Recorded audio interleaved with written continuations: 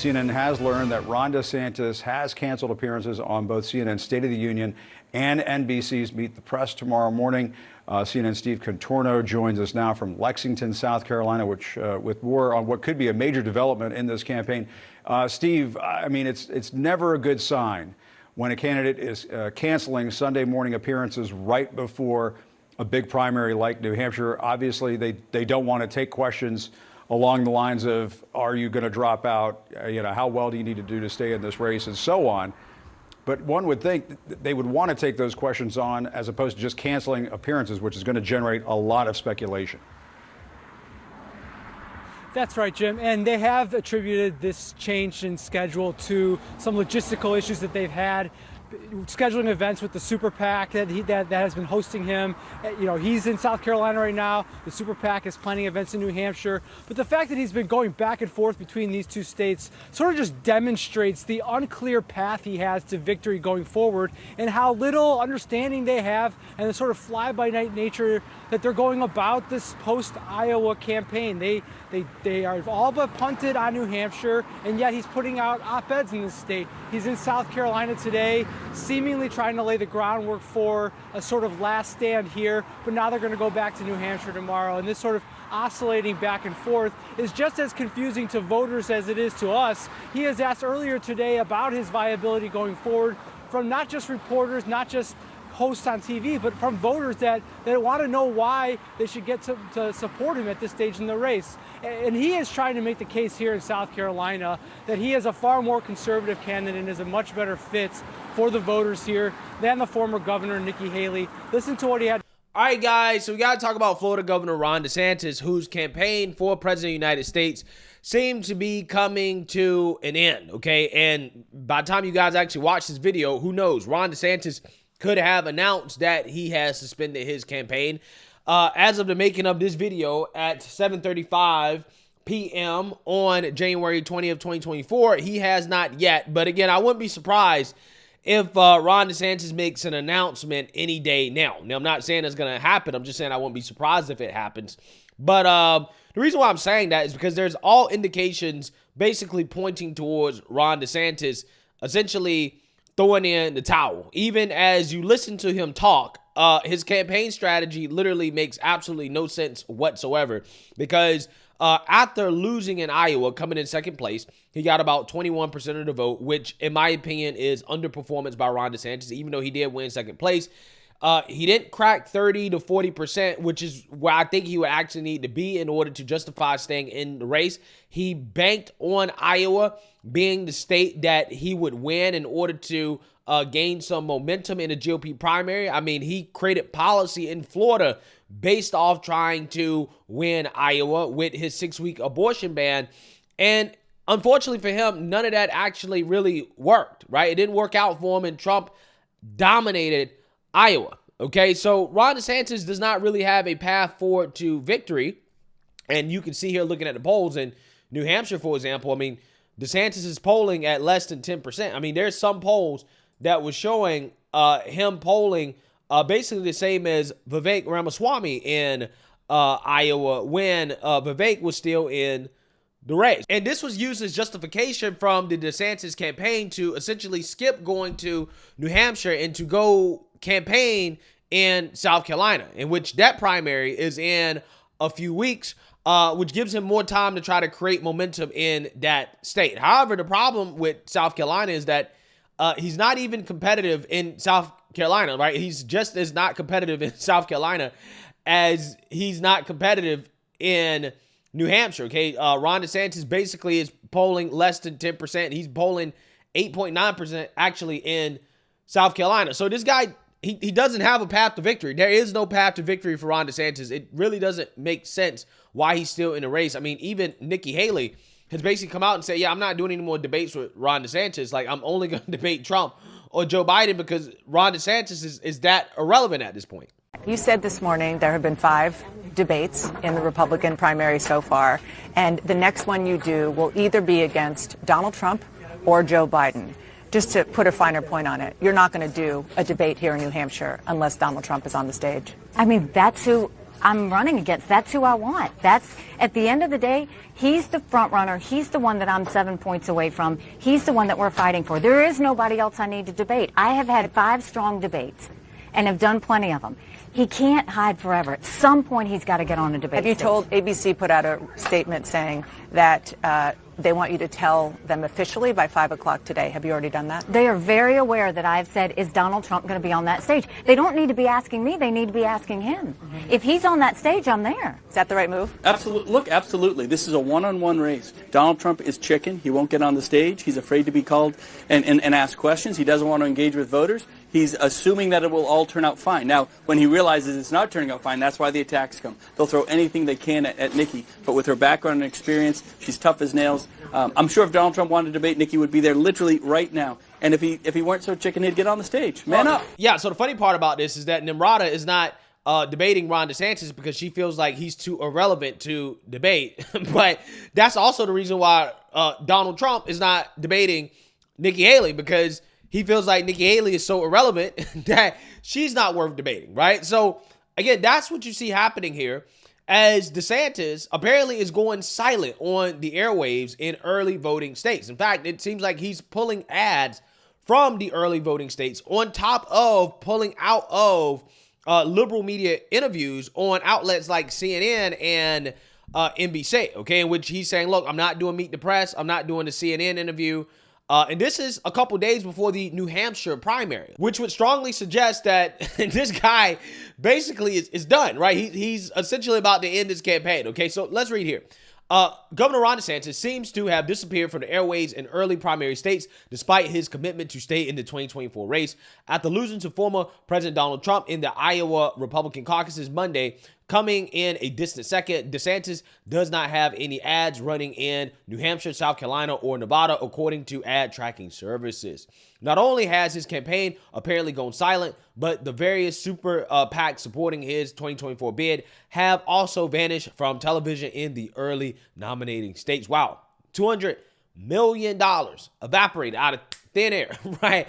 All that money to try to stop Trump, gone. Yeah, so with that being said, I want you guys to actually listen to Ron DeSantis talk about what's happening in New Hampshire. He did his interview about 23 hours ago on Fox News. And again, if you listen to this guy talk, I mean, you can tell he knows that it's over, right? He knows that it's over. He's essentially conceding defeat to Trump in New Hampshire already. I mean, this is, again, pretty fascinating to observe. So with us now, the governor of Florida, Ron DeSantis. Governor, very good to see you. What do you think about this?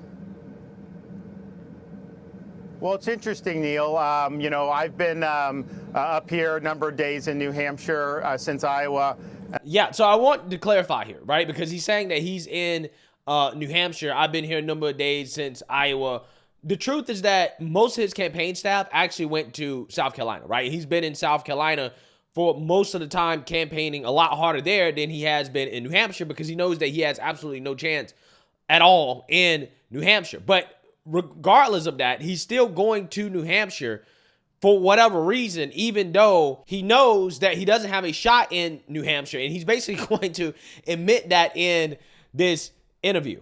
And I'm the only one that's not running basically a basement campaign. I mean, I'm out there taking questions from the media. I'm doing town halls. I got 2 more today. I did one live on CNN, and I committed to do both debates. We were supposed to do one on ABC WMUR last night and then one on Sunday on CNN, but neither of the other candidates are willing to do it. It's just odd because this First in the Nation is really a tradition where the voters really kick the tires and they ask you questions. And having a debate here is a tradition. There's always a debate in New Hampshire. In fact, Ronald Reagan, 1980, I'm paying for that microphone, Mr. Green. That happened here. And so I think a lot of it is just media narrative, paid advertising, not as much candidates actually getting in there and answering questions. But I think that that's what you owe it. And so we're here. We're looking forward to have 2 great events tonight.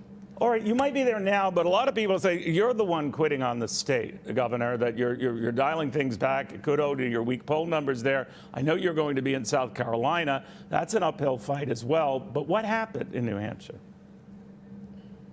Well, no, I don't think so, Neil. We were here the day after the primary or the caucus in Iowa, and people were actually reporting that I was skipping it when I'm literally here doing events just because I did a stopover in South Carolina. But look, I always knew New Hampshire is a momentum play after Iowa, and I faced a barrage of 50 million attacking me and leading into Iowa, and you know, we were able to scrape a second, which under the circumstances I think was good. However, you know, Donald Trump posted the victory, so I think he's benefiting from momentum here. So we haven't spent very much money here. Nikki Haley is spending an inordinate amount of money here. I just talked to a voter that said in one day they got 7 mailers from Nikki Haley in their mailbox. And I'm just thinking to myself, what? The first 6 you're not going to vote, but somehow that magic 7th mailer is going to do the trick. So I think a lot of trees are being killed for that campaign. But the reality is she's not going to be able to be competitive with Donald Trump on the ground here. And you're not either, right? None of you, okay? Both of you will not be competitive at all with Trump, and that's just the reality of the situation. But he tries to claim that, well, I think that, you know, Trump has the momentum here after Iowa, and it's like, well, actually, Trump had the momentum when he declared that he was running for president of the United States, okay? Because he was dominating in New Hampshire before the Iowa caucuses, and he will continue to do so, right? I mean, that just seems to be what is going to happen. Who knows? I mean, you know, there are some polls that show Nikki Haley tied with Trump in New Hampshire, but those polls are few and far between compared to what we're typically saying in regards to the polls in New Hampshire. That's clear from talking to voters, but I have taken more questions from voters in New Hampshire this week than the other 2 candidates combined, and I'm going to do more tonight. All right. Of course, Donald Trump, you know, leads her by less than he leads you. He leads you by a country mile. And you're quite right, Governor. Polls change and conditions change, and who knows what can happen. But I do notice just from the ads and the campaign that Donald Trump is waging, his attacks are almost solely focused on Nikki Haley and not you. He doesn't even mention you. It's like you're invisible. Well, I mean, I don't think he's mentioned anybody more than me over the last year. That's been constant. But I do think Haley has spent a massive amount of money here. She's trying to appeal to liberal voters who are allowed to vote in this primary. Right. You don't have to be a registered Republican. If you're unenrolled, you can do it. And so she has a big-time campaign doing that. Just like in Iowa, she focused on getting Democrats, liberal voters, to come caucus for her. So she's doing that. So I think that she's performed better in polls than she would if it was just a normal Republican primary. So I do think they're seeing that. But I think I think a lot of it's a factor of her dumping so much money into the state. I think an unprecedented amount of money for that. And so you obviously are going to see numbers with that. But I think her problem is Trump will run away with it in New Hampshire. I think that's pretty clear at this point. He's got the momentum from Iowa. And I don't think anyone thinks that she can beat Trump in her home state of South Carolina. So why are you still running? Right? Why are you still running, Ron? Because he again, this is why I say, like, it's just funny to me. It makes absolutely no sense. There's no logic to anything that he's doing right now. His whole campaign is a disaster, right? It's like, yo, dude, you just admitted that Trump's going to win New Hampshire, and then you just admitted that he's going to win South Carolina because Nikki Haley is doing way better in South Carolina than you are. So that means that you don't have a chance. She doesn't have a chance. So Trump's going to win New Hampshire. He's going to win South Carolina. What path to victory do you have? I think that he's done, right? I think he's done. Stick a fork in him, right? I mean, this guy, I don't even think, he doesn't even he's so done that he's pretending like he's running a real campaign, that he's actually really campaigning in New Hampshire, okay? While at the same time admitting that, yeah, Trump's going to win New Hampshire, he's going to win South Carolina. He's admitting that it's over. But yeah, he's trying to pretend that he's still campaigning. I mean, he's about to drop out, right? That's what's about to happen, okay? I think, honestly, what's happening, I think Ron DeSantis is trying to figure out the best way to do it, right? Because, you know, there are questions about his political career, okay? Now, me personally, I am a forgiver in the sense that I understand what politics is about. Politics is a blood sport. It's full of egomaniacs and narcissists. So, you know, you do have situations like, for example, where, you know, Ted Cruz and Trump basically hated each other, right, during the GOP primary back in 2016. And then after the primary was done, all of a sudden they're allies again, right? So when you have guys that are competing for the top spot, yeah, they're gonna be enemies. They're gonna attack each other, and that's what happened with Trump and DeSantis. Who knows if that relationship can be mended? Who knows? It might be able to, right? Because I mean, if you think about it, I think the last thing that Trump said about Ron DeSantis was that he was kind of MAGA, right? He's kind of MAGA, which is a lot nicer than what he usually says about Ron DeSantis, right? So who knows? If Ron DeSantis goes ahead and drops out, he may be able to save his political career. Now, there could be some other factors in play here, in the sense that I think what Ron DeSantis is really doing, I think he's trying to figure out the best way to play this, right? In regards to, again, saving his political career. Because if he drops out, people are going to expect him to endorse somebody, okay? And also, if he drops out, his voters are going to go to somebody else. And I think that it's going to be a time in which Ron DeSantis is going to have to choose between MAGA, America First, or the establishment. If Ron DeSantis drops out, he's going to have to choose, right? Does he want to endorse Trump? Does he want to endorse Nikki Haley? Or does he want to refrain from endorsing anybody? And if he refrains from endorsing anybody, then you already know that Trump supporters are not going to look at that favorably. That's not going to help him regain that support that he's going to need to possibly continue his political career. He's termed out as governor. If he wants to run again in 2028, he most definitely will need Trump supporters. If he doesn't endorse Trump, then he's effectively ending his political career. However, if he sides with Trump, then he's probably turning his back against the establishment. And I literally think that's the only reason he's still in the race. It's quite literally because he doesn't know what to do, right? He has no idea what to do if he drops out. I really think that's the only reason he's holding on. Seriously. I mean, I can't think of any other reason why this man has not dropped out of the race yet, except he is confused about what he should do, right? In the political calculation that he should make after he drops out. In which, if I was him personally, if you really want to run for president, then yeah, you have to drop out and endorse Trump. That's the best way to mend your political career.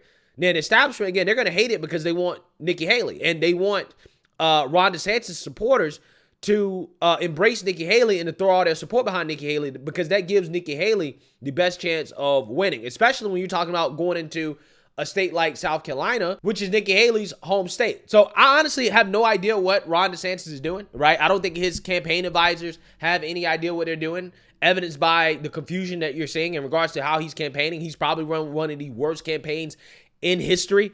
His campaign should actually be studied as an example of what not to do. I actually follow a lot of DeSantis advisors and influencers on Twitter, and I'm telling you guys right now, they quite literally have no idea what the hell they're doing, right? In fact, DeSantis should have paid me millions of dollars to advise him on his campaign. He actually would be doing a whole lot better, right? And that's probably what he should do in 2028, right? Ron DeSantis should hit me up, throw me some of them campaign dollars, and I'll tell him how to compete a lot better than he did this time around, right? Because his advisory was piss poor, right? Again, these are the same people that are responsible for what he's doing right now. If he had good advisors, they'd be telling him, look, bro, you're admitting defeat on national television. You got to drop out. There is no reason to stay in the race. There is no path to victory.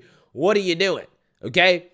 If he had good advisors from the beginning, they would have told him not to get in the race. If Ron DeSantis would have not gotten to the race, if he would have just stayed out, he would have been in the position that Vivek Ramaswamy's in right now. He would have been the guy that everybody's talking about as the VP or the next one up in 2028 after Trump is done. He would have been that guy. But now he's in a position where he has to choose between the establishment or trying to regain support from the America First base that he's going to need in 2028. So he's really stuck between a rock and a hard place. I personally believe that that's the reason why he's holding out.